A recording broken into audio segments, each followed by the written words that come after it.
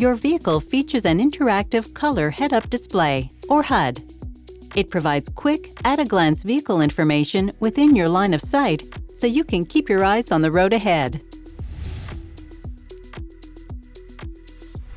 By default, the HUD is on when you start your vehicle. To change the information projected in the HUD, roll the right selector wheel on the steering wheel until head-up display settings is shown. Then press the selector wheel.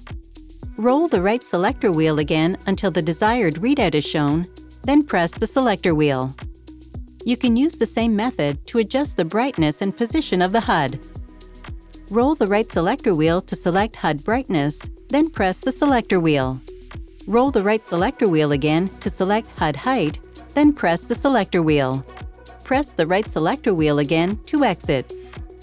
When the navigation readout is selected, the HUD displays turn-by-turn directions when a destination is set via Apple CarPlay or Android Auto. The HUD shows a compass when the route guidance is not used. Regardless of the HUD readout chosen, the vehicle's traffic sign recognition detects and displays the current road's speed limit information.